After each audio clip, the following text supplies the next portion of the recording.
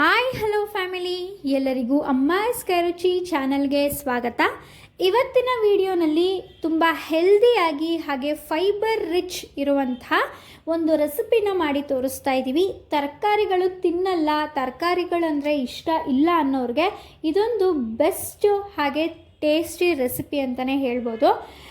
ಮಾಡ್ಕೊಳ್ಳೋದು ತುಂಬ ಸುಲಭ, ಬಟ್ ತಿನ್ನೋಕ್ಕೆ ಮಾತ್ರ ತುಂಬ ಹೆಲ್ದಿಯಾಗಿರುತ್ತೆ. ಬರೀ ತರಕಾರಿಗಳನ್ನ ಬಳಸಿ ಮಾಡಿರುವಂಥ ಈ ಒಂದು ರೆಸಿಪಿ ತುಂಬ ರುಚಿಯಾಗಿರುತ್ತೆ. ಇದ್ರ ಜೊತೆಗೆ ನಾವು ಕಾಂಬಿನೇಷನ್ ಆಗಿ ಮೊಸರಿಗೆ ಸ್ವಲ್ಪ ಸಕ್ಕರೆನ ಮಿಕ್ಸ್ ಮಾಡಿ ಕೊಡ್ತಾಯಿದ್ವಿ. ತುಂಬ ಚೆನ್ನಾಗಿರುತ್ತೆ, ನೀವು ಒಂದ್ಸಲ ಟ್ರೈ ಮಾಡಲೇಬೇಕು.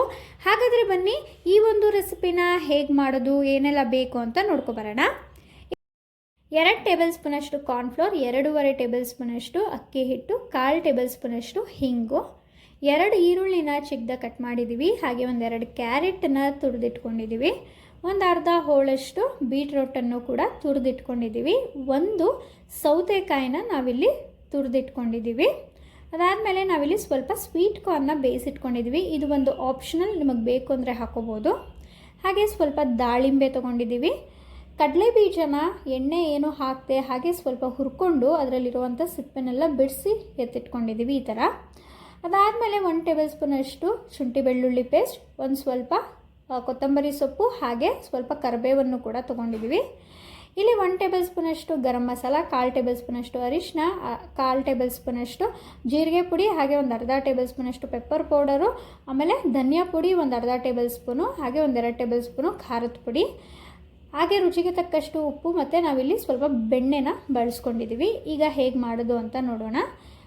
ಒಂದು ದೊಡ್ಡ ಬೌಲ್ಗೆ ಈರುಳ್ಳಿ, ಹಾಗೆ ತುರಿದಿಟ್ಕೊಂಡಿರುವಂಥ ಕ್ಯಾರೆಟು, ಸೌತೆಕಾಯಿ, ಬೀಟ್ರೋಟು, ಹಾಗೆ ಬೇಯಿಸಿಟ್ಕೊಂಡಿರುವಂಥ ಸ್ವೀಟ್ ಕಾರ್ನು, ಮತ್ತು ಇದರ ಜೊತೆಗೆ ನೀವು ಯಾವುದೇ ರೀತಿಯ ತರಕಾರಿಗಳನ್ನ ಹಾಕೋಬೋದು. ಎಲೆಕೋಸು ಇಷ್ಟ ಇರೋರು ಬೇಕಾದ್ರೆ ಎಲೆಕೋಸನ್ನು ಕೂಡ ಚಿಕ್ಕ ಚಿಕ್ಕದಾಗೆ ಕಟ್ ಮಾಡಿಕೊಂಡು ಹಾಕೋಬೋದು. ಈಗ ನಾವಿಲ್ಲಿ ಸ್ವಲ್ಪ ಹುರಿದಿಟ್ಕೊಂಡಿರುವಂಥ ಕಡಲೆ ಬೀಜ, ಹಾಗೆ ದಾಳಿಂಬೆನೂ ಕೂಡ ಹಾಕೋತಾ ಇದ್ದೀವಿ. 1 ಟೇಬಲ್ ಸ್ಪೂನಷ್ಟು ಶುಂಠಿ ಬೆಳ್ಳುಳ್ಳಿ ಪೇಸ್ಟು, ಸ್ವಲ್ಪ ಕೊತ್ತಂಬರಿ ಸೊಪ್ಪು, ಹಾಗೆ ಸ್ವಲ್ಪ ಕರಿಬೇವಿನ ಸೊಪ್ಪನ್ನು ಚಿಕ್ಕ ಚಿಕ್ಕದಾಗೆ ಕಟ್ ಮಾಡಿಕೊಂಡು ಹಾಕೋತಾ ಇದ್ದೀವಿ. ಇದರ ಜೊತೆಗೆ ನಾವು ಆಗಲೇ ತೋರಿಸಿರುವಂಥ ಇಂಗ್ರೀಡಿಯೆಂಟ್ಸ್ನಲ್ಲಿ ತೋರಿಸಿರುವಂಥ ಎಲ್ಲ ರೀತಿಯ ಮಸಾಲೆ ಪುಡಿಗಳನ್ನ ಹಾಕೋತಾ ಇದ್ದೀವಿ. ಖಾರದ ಪುಡಿ, ಧನಿಯಾ ಪುಡಿ, ಗರಂ ಮಸಾಲ, ಹಾಗೆ ಸ್ವಲ್ಪ ಪೆಪ್ಪರ್ ಪೌಡರು, ಜೀರಿಗೆ ಪುಡಿ ಮತ್ತು ಅರಿಶಿನ. ಖಾರ ಬಂದು ನಿಮ್ಮ ರುಚಿಗೆ ಅನುಸಾರವಾಗಿ ನೀವು ಹಾಕೋಬೇಕಾಗುತ್ತೆ, ಖಾರ ನೋಡಿಕೊಂಡು ಹಾಕೊಳ್ಳಿ. ಇದರ ಜೊತೆಗೆ ಸ್ವಲ್ಪ ಹಿಂಗನ್ನು ಕೂಡ ಹಾಕಿ 1-2 ಟೇಬಲ್ ಸ್ಪೂನಷ್ಟು ಕಾರ್ನ್ಫ್ಲೋರು ಮತ್ತು ಅಕ್ಕಿ ಹಿಟ್ಟು, ನಿಮಗೆ ಹಿಟ್ಟು ಎಷ್ಟು ಬೇಕು ಅಂತ ನೋಡಿಕೊಂಡು ಹಾಕ್ಕೊಳ್ಳಿ. 1-2 ಟೇಬಲ್ ಸ್ಪೂನ್ ಹಾಕಿದ್ರೆ ಸಾಕಾಗುತ್ತೆ. ಹಾಗೆ ರುಚಿಗೆ ತಕ್ಕಷ್ಟು ಉಪ್ಪು, ಇಷ್ಟನ್ನು ಕೂಡ ಹಾಕ್ಕೊಂಡು ಇದನ್ನು ಚೆನ್ನಾಗಿ ಮಿಕ್ಸ್ ಮಾಡ್ಕೋಬೇಕಾಗತ್ತೆ. ಮೊದಲೇ ನೀರನ್ನು ಹಾಕೊಳ್ಳೋಕ್ಕೆ ಹೋಗಬೇಡಿ, ಯಾಕೆ ಅಂದರೆ ಸೌತೆಕಾಯಲ್ಲಿ ಸ್ವಲ್ಪ ನೀರಿನಂಶ ಇರೋದ್ರಿಂದ ಮೊದಲೇ ಹಾಕೊಳ್ಳೋಕೆ ಹೋಗಬೇಡಿ. ಅದಾದಮೇಲೆ 1/4 ಲೋಟ, 4 ಟೇಬಲ್ ಸ್ಪೂನಷ್ಟು ನೀರನ್ನು ಹಾಕ್ಕೊಂಡ್ರೆ ಸಾಕಾಗುತ್ತೆ. ಈ ಒಂದು ಟೆಕ್ಸ್ಚರ್ಗೆ ಬಂದುಬಿಡುತ್ತೆ, ಯಾಕಂದರೆ ನಾವು ಕಾರ್ನ್ಫ್ಲವರ್ ಹಾಕಿರೋದ್ರಿಂದ ಈ ಒಂದು ಟೆಕ್ಸ್ಚರ್ಗೆ ಬರುತ್ತೆ. ಈಗ ಈ ರೀತಿಯಾಗಿ ರೆಡಿ ಮಾಡಿಕೊಂಡು ಇದರಲ್ಲಿ ನಾವು ಒಂದು ಮೀಡಿಯಮ್ ಸೈಜಿನ ಉಂಡೆಗಳಾಗಿ ಮಾಡ್ಕೋಬೇಕಾಗುತ್ತೆ. ಜಾಸ್ತಿ ಚಿಕ್ಕ ಉಂಡೆಗಳ ಹಿಡಿಬೇಡಿ, ಒಂದು ಮೀಡಿಯಮ್ ಸೈಜ್ ಉಂಡೆನ ಮಾಡಿಕೊಂಡು ಕೈಗೆ ಸ್ವಲ್ಪ ಎಣ್ಣೆ ಅಥವಾ ಬೆಣ್ಣೆನ ಸ್ವಲ್ಪ ಸವರ್ಕೊಂಡು ಈ ರೀತಿಯಾಗಿ ವಡೆ ಆಕಾರದಲ್ಲಿ ನಾವು ತಟ್ಕೋಬೇಕಾಗುತ್ತೆ. ವಡೆ ಆಕಾರದಲ್ಲಿ ತಟ್ಟಿದ್ರೆ ನಾವು ತುಂಬ ತೆಳ್ಳಕ್ಕೆ ತಟ್ತೀವಿ. ನಾವಿಲ್ಲಿ ಕಟ್ಲೆಟ್ ಮಾಡ್ತಾ ಇರೋದ್ರಿಂದ ಸ್ವಲ್ಪ ದಪ್ಪವಾಗಿ ಶೇಪ್ಗೆ ನಾವು ರೆಡಿ ಮಾಡ್ಕೋಬೇಕಾಗತ್ತೆ. ನೋಡಿ, ನಾವು ತೋರಿಸ್ತಾ ಇದ್ದೀವಿ. ಈ ರೀತಿಯಾಗಿ ಉಂಡೆಗಳಾಗಿ ಮಾಡಿಕೊಂಡು ಈ ರೀತಿ ಶೇಪ್ಗೆ ನೀವು ರೆಡಿ ಮಾಡ್ಕೊಳ್ಳಿ. ನೋಡಿ, ಇದೇ ಥರನೇ ಮಿಕ್ಕಿರುವಂಥ ಎಲ್ಲ ಉಂಡೆಗಳಲ್ಲೂ ಕೂಡ ಈ ರೀತಿಯಾಗಿ ನಾವು ಒಂದು ವಡೆ ಆಕಾರದಲ್ಲಿ ತಟ್ಟಿ ರೆಡಿ ಮಾಡಿ ಇಟ್ಕೊಂಡಿದ್ದೀವಿ. ಈಗ ಒಂದು ಪ್ಯಾನ್ಗೆ ನಾವು ಬೆಣ್ಣೆನ ಹಾಕೋತಾ ಇದ್ದೀವಿ. ಬೆಣ್ಣೆ ಇಲ್ಲ ಅನ್ನೋರು ಬೇಕಾದ್ರೆ ಎಣ್ಣೆ ಕೂಡ ಬಳಸ್ಕೋಬೋದು. ನಾವು ಸ್ವಲ್ಪ ಬೆಣ್ಣೆ ಹಾಗೆ ಸ್ವಲ್ಪ ಎಣ್ಣೆ ಎರಡನ್ನೂ ಕೂಡ ಹಾಕ್ಕೊಂಡಿದ್ದೀವಿ. ನೋಡಿ, ಈ ರೀತಿಯಾಗಿ ತವಾನು ಪೂರ್ತಿಯಾಗಿ ನಾವು ಸ್ಪ್ರೆಡ್ ಮಾಡ್ಕೋಬೇಕು. ಈಗ ಸ್ವಲ್ಪ ತವ ಬಿಸಿ ಆದಮೇಲೆ ನಾವಿಲ್ಲಿ ರೆಡಿ ಮಾಡ್ಕೊಂಡಿರುವಂಥ ಕಟ್ಲೆಟ್ನ ನಾವಿಲ್ಲಿ ತವಾ ಫ್ರೈ ಮಾಡ್ಕೋತಾ ಇದ್ದೀವಿ. ಇಲ್ಲಿ ನಾವು ನಿಮಗೆ ತವಾ ಫ್ರೈ ಮಾಡಿ ತೋರಿಸಿದ್ದೀವಿ, ಸ್ವಲ್ಪ ಹೆಲ್ದಿಯಾಗಿರಲಿ ಅಂತ ತೋರಿಸಿದ್ದೀವಿ. ನಿಮಗೆ ಇದನ್ನು ಬೇಕಾದರೆ ನೀವು ಎಣ್ಣೆಯಲ್ಲಿ ಡೀಪ್ ಫ್ರೈ ಕೂಡ ಮಾಡ್ಕೋಬೋದು. ಡೀಪ್ ಫ್ರೈ ಮಾಡಿದ್ರೂ ಕೂಡ ತುಂಬ ಚೆನ್ನಾಗಿ ಬರುತ್ತೆ. ನಾವು ಅಕ್ಕಿ ಹಿಟ್ಟು ಹಾಕಿ ಮಾಡಿರೋದ್ರಿಂದ ಆಚೆಗಡೆ ಎಲ್ಲ ತುಂಬ ಕ್ರಿಸ್ಪಿಯಾಗಿ, ಒಳಗಡೆ ತುಂಬ ಸಾಫ್ಟಾಗೆ ಬರುತ್ತೆ.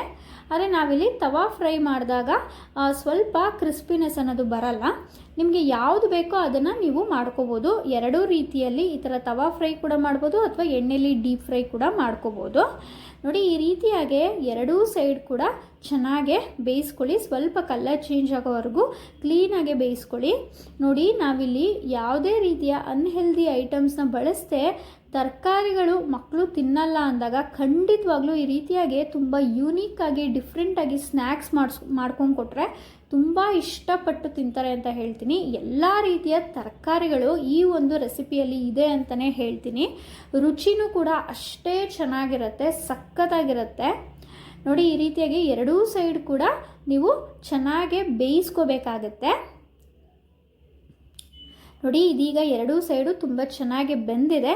ಈಗ ನಾವು ಇದನ್ನೆಲ್ಲನೂ ಕೂಡ ಸಪ್ರೇಟಾಗಿ ಎತ್ತಿಟ್ಕೋತಾ ಇದ್ದೀವಿ. ಇದೇ ಥರನೇ ಮಿಕ್ಕಿರುವಂಥ ಎಲ್ಲ ಒಂದು ರೆಡಿ ಮಾಡ್ಕೊಂಡಿರುವಂಥ ಉಂಡೆಗಳನ್ನ ಇದೇ ಥರ ತವಾ ಫ್ರೈ ಮಾಡ್ಕೋಬೋದು ಅಥವಾ ಡೀಪ್ ಫ್ರೈ ಎರಡೂ ಕೂಡ ನೀವು ಮಾಡ್ಕೋಬೋದು. ನೋಡಿದ್ರಲ್ಲ ಎಷ್ಟು ಸಿಂಪಲ್ಲಾಗಿ ಒಂದು ತುಂಬ ಹೆಲ್ದಿ ಸ್ನ್ಯಾಕ್ಸ್ ಅಥವಾ ಮಾರ್ನಿಂಗ್ ಟೈಮ್ ಬ್ರೇಕ್ಫಾಸ್ಟ್ ರೆಸಿಪಿ ಅಂತಲೂ ಕೂಡ ಹೇಳ್ಬೋದು. ಈ ಒಂದು ರೆಸಿಪಿ ಖಂಡಿತವಾಗ್ಲೂ ತುಂಬ ರುಚಿಯಾಗಿರುತ್ತೆ ಅಂತಲೇ ಹೇಳ್ತೀನಿ.